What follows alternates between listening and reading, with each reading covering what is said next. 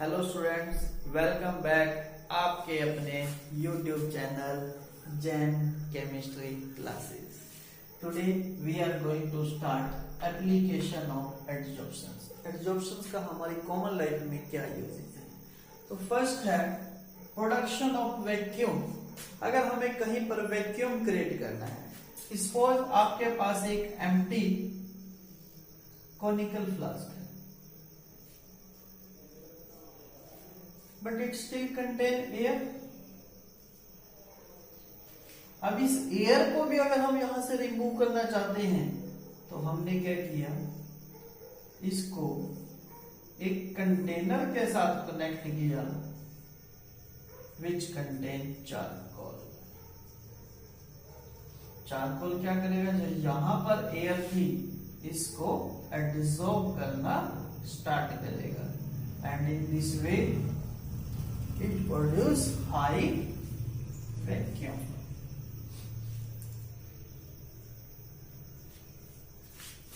Next is gas mask. gas mask आज बच्चे के हाथ में मास्क का है। क्या करता है ये, पॉइजनियस गैसेस को एब्जॉर्ब करता है। एक्चुअल में जो मास्क होता है it contain charcoal particles, charcoal layers होती है।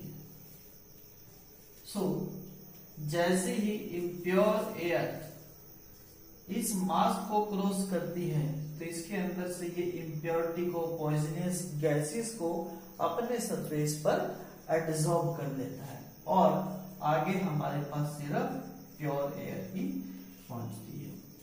तो this is the application gas mask. Next is to control humidity. आपने देखा होगा जब भी कोई आप एक इलेक्ट्रॉनिक इंस्ट्रूमेंट या म्यूजिकल इंस्ट्रूमेंट परचेज करते हैं तो उसमें एक छोटा सा पाउच निकलता है साथ में, जिसके ऊपर लिखा होता है सिलिका जेल या एल्यूमिना जेल। इसका रोल क्या है, इट एब्जॉर्ब मॉइस्चर को अपने सरफेस पर एब्जॉर्ब कर लेता है, जिससे आपके electrical instruments, electronic instruments, musical instruments खराब होने से बचे रहते हैं।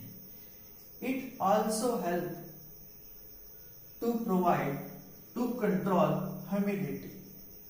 अगर कहीं पे आपको जैसे म्यूजियम्स, लाइब्रेरी, लैब, कहीं पर आपको ह्यूमिडिटी को कंट्रोल करना है तो वहां पर भी हम सिलिका जेल और एल्यूमिना जेल का यूज कर सकते हैं। Next is clarification of sugar colour. Suppose आपके पास कहीं पर शुगर कलर सॉल्यूशंस है,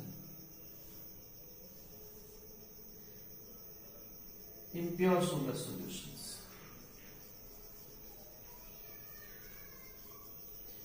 अगर इस इम्प्योर शुगर सॉल्यूशन को हम एक कंटेनर में, दूसरे कंटेनर में डालें,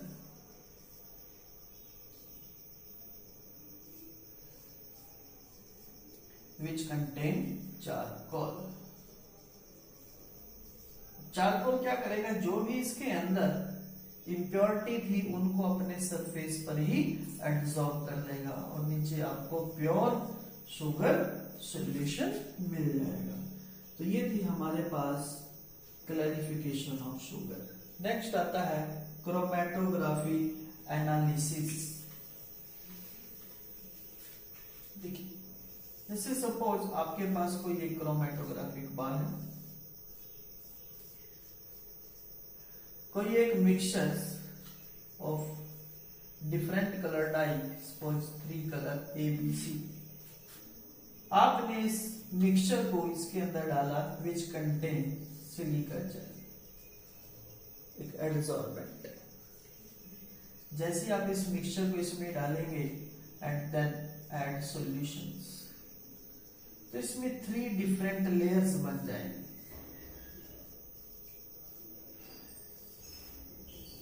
अब आपने यहां से वाल्व को ओपन किया, सबसे पहले यहां से C सॉल्यूशन निकलेगा, उसको उठा के आपने अलग रख दिया। फिर आपके पास B सॉल्यूशन निकलेगा एंड देन A। तो इस तरह से हम इन तीनों को अलग अलग कर सकते हैं। क्यों? क्योंकि हर एक कंपोनेंट की एडजॉर्प्शंस डिफरेंट होती है, that's why they form 3 different layers. So this is the chromatographic analysis applications. Next is heterogeneous catalyst. सबसे पहले आता है व्हाट इज heterogeneous catalyst. एक ऐसा catalyst which is present in different phase किससे, from that of reactant, like ethane gas and hydrogen gas. They are gas but nickel is solid. React to form ethane. तो ये solid state में है, ये गैसीय state में. अब आती है बात एप्लीकेशन ऑफ एडजॉर्प्शन. यहाँ पर क्या है, तो जो कैटालिस्ट है it provided surface for adsorption. तो two different gases adsorb on its surface, they can react with each other and form product. So this is the applications of heterogeneous catalyst. Next is adsorptions indicator. तो सबसे पहले आता है adsorptions indicator है क्या.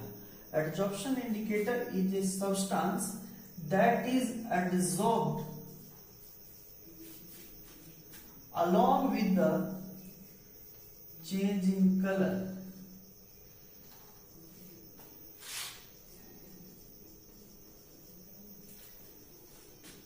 at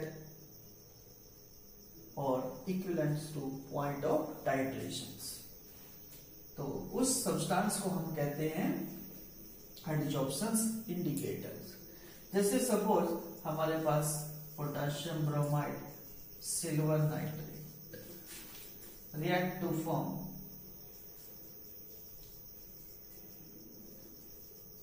अगर हम इन दोनों को टाइट्रेट करते हैं with eosins, eosin is used as a indicator और fluorescence, they are used as a indicator, जिससे हमें पता लग जाता है हमारी टाइट्रेशन पॉइंट का, एंड पॉइंट का. Next is separation of inert gases. How can we separate different gases like helium, neon, argon? तो again हम इन gases को एक container which contain charcoal,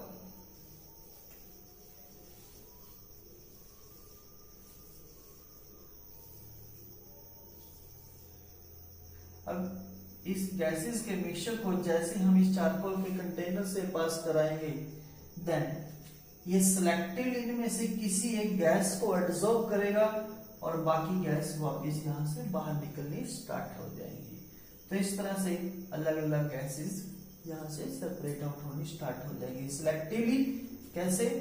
absorption is directly proportional to atomic mass. जिसका atomic मास सबसे ज्यादा होगा उसकी एडजॉर्प्शन सबसे पहले होगी. And adsorption is inversely proportional to temperature. तो ये थी आपके पास separation of inert gases. Next application is froth flotation process. इस टॉपिक को डिटेल में हम नेक्स्ट यूनिट के अंदर डिस्कस करते हैं. तो यहाँ पर फ्रोथ फ्लोटेशन प्रोसेस के अंदर एडजॉर्प्शंस का क्या रोल है. ये आपके पास कोई एक सॉल्यूशंस which contain froth,